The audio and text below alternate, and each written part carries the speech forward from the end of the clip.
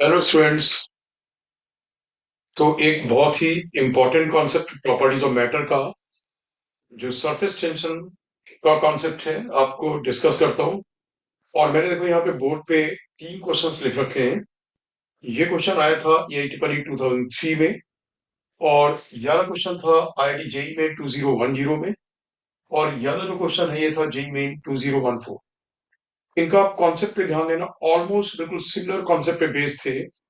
So that means कि this concept is repeated आपको अभी जनवरी अटेम्प्ट के लिए, जी मेन के लिए।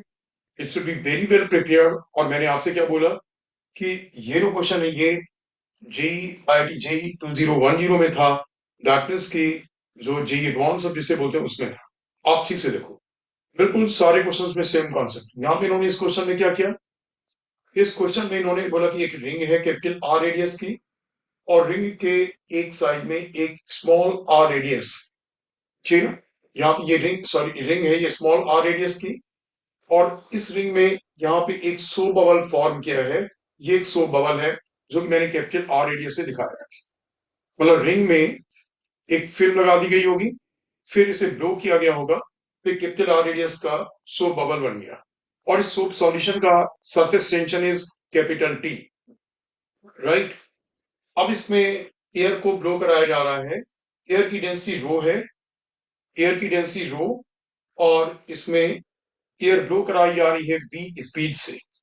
तो आपसे ये पूछा गया है कि जब इसकी सो बबल की रेडियस कैपिटल आर कितनी हो जाएगी जबकि ये रिंग से डिटैच हो जाएगा। जैसे इसकी रेडियस बढ़ेगी और सर्टेन पॉइंट के बाद क्या होगा, ये इससे डिटैच हो जाएगा। मैं इन तीनों क्वेश्चंस में जो कॉमनली कॉन्सेप्ट यूज करता हूँ ये करता हूँ। अब जैसे सोप बबल है तो इसमें एक्सेस प्रेशर कितना होगा, 40/R। ये एक्सेस प्रेशर कैसे बिल्डअप होता है, जो सोप बबल है वो चारों ओर से इसे प्रेस करता है। ठीक ना, चारों ओर से सरफेस को क्या करता है, प्रेस करता है। वही सरफेस टेंशन टी वाला force to reduce the surface area. तो इसमें 40/R प्रेशर डिफरेंस होता है। अब ये चारों ओर से जो फोर्स लगा 40/R, जैसे यहां से फोर्स लगा नीचे की ओर, तो यहां से फोर्स लगा ऊपर की ओर, और ये कैंसिल हो गए। यहां से फोर्स लगा और यहां से फोर्स लगा, ये कैंसिल हो गए।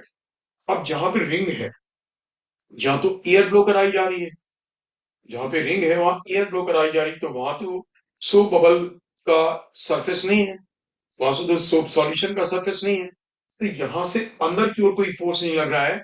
लेकिन इसके करस्पॉन्डिंग जो ये वाला एरिया है यहाँ, इससे इससे अंदर की ओर फोर्स लग रहा है। कितना फोर्स लग रहा है, जो ये प्रेशर डिफरेंस होता है 40/R मल्टीप्लाई भी what, this area. So this area will be what, pi small r square, where small r is the radius of the ring.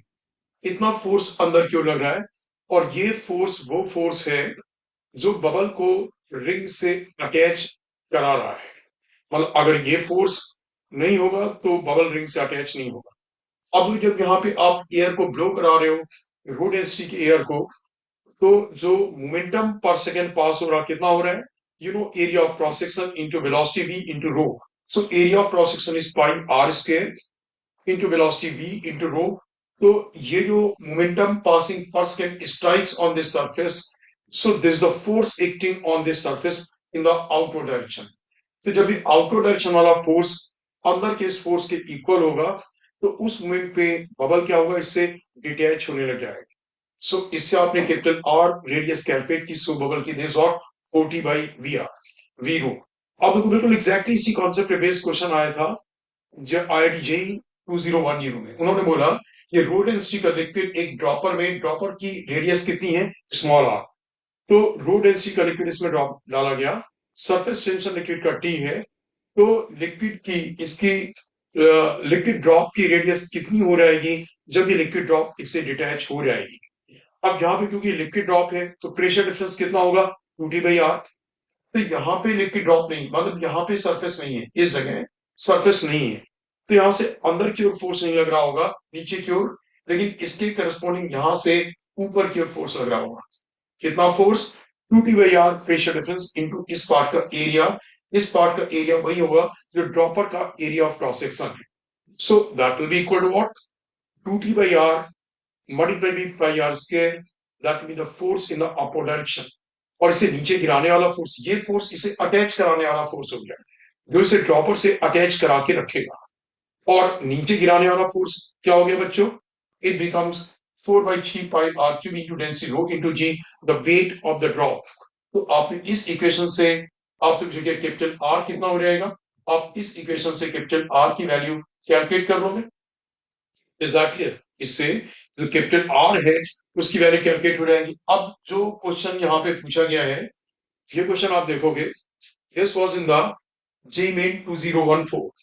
तो जो क्वेश्चन जेईई 2014 में पूछा गया, यू सी, ये जो क्वेश्चन है, यू विल सी दिस, ये question है कि इसमें आपसे एक कंटेनर में पानी फिल्ड है और कंटेनर को नीचे से हीटअप किया जा रहा है। कंटेनर को नीचे से हीटअप, तो इसमें क्या हुआ, बॉटम पे एयर बबल बन रहा है। तो उन्होंने बोला कि एक एयर बबल की कैपिटल आर रेडियस है, एयर बबल की रेडियस कैपिटल आर, और इसका जो एरिया बॉटम के कांटेक्ट में है वो स्मॉल आर है, और इस लिक्विड का सरफेस टेंशन कितना है? लिक्विड का सरफेस टेंशन बच्चों कैपिटल टी है।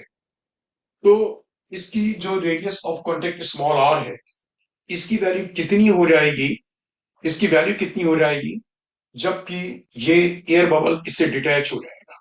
तो आप देखो स्टूडेंट्स, इसमें आपने क्या करा, इसमें फिर से वही हुआ, यहाँ पे एयर और लिक्विड का सरफेस है, जहां पे एयर और लिक्विड का सरफेस है वहां से फोर्स नीचे की ओर लग रहा है, यहां से फोर्स इस ओर, यहां से फोर्स ओर, ये कैंसिल होंगे, यहां से फोर्स ओर, ये फोर्स इस वाले एरिया से कैंसिल होगा। बट यहाँ पे क्या हुआ, एयर और लिक्विड का सरफेस नहीं है, क्योंकि एयर डायरेक्टली किसके कांटेक्ट में है, बॉटम के, बॉटम इज अ सॉलिड। तो यहां से फोर्स ऊपर नहीं लगेगा, बट यहां से फोर्स क्या होगा, नीचे लगेगा। कितना फोर्स, वही 2T/r। बच्चों ने यहाँ पे एक बार और मैंने देखा कि बच्चों ने गलती क्या की, 4T/r। ये तो एक सरफेस वाला फोर्स है ना, तो यहाँ पे एयर और वाटर का सरफेस तो एक ही है, ये कोई फिल्म वाला नहीं है।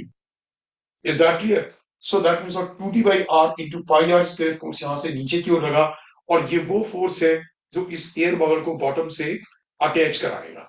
और ऊपर की ओर लगने वाला फोर्स कौन सा, क्योंकि यहाँ पे एयर बबल है, तो weight of the displaced liquid के इक्वल बॉइंट फोर्स ऊपर रहेगा, 4/3 πr³ into density rho of the water into ji.